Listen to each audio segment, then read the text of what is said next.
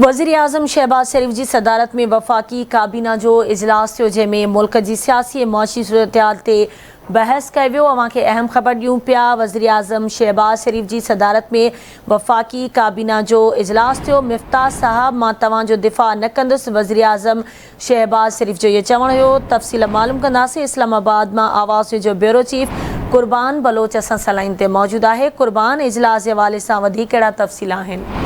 जी बिल्कुल, वज़ीर-ए-आज़म शहबाज शरीफ के सदारत में वफ़ाक़ी काबीना जो इजलास ख़त्म थियो है। इजलास में मुल्क में जेका मुआशी सूरत हाल है, तेल क़ीमत में वाध है, महंगाई है, इन हवाले से तफ़सीली ॻाल्हि ॿोल थी है।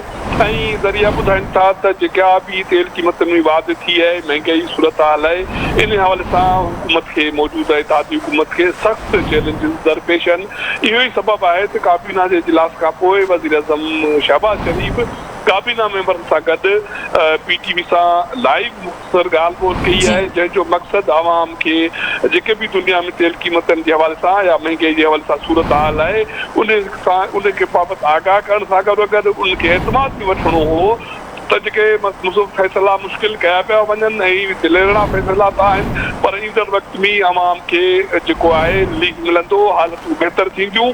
हिन ॻाल्हि ॿोल में वज़ीर-ए-आज़म शहबाज शरीफ गुज़िरियल जेको अॻूणो वज़ीर-ए-आज़म आहे इमरान खान, उनखे तनक़ीद जो निशानो बणायो, तहरीक इंसाफ़ की हुकूमत के तनक़ीद जो निशानो बणायो त उन वेंदे वेंदे तेल जूं क़ीमतूं घटायूं ऐं ईंदड़ हुकूमत लाइ मसाला पैदा कया ऐं IMF सां जेको मुआहिदो कयो उनजो कयो, जंहिंजो सबब समूरो जेको बोझ आहे महंगाई जो वो मौजूद हुकूमत ते पियो त हिकिड़े तेल जूं क़ीमतूं वधाइणियूं पियूं ऐं दुनिया में भी जेको महंगाई की सूरत हाल है।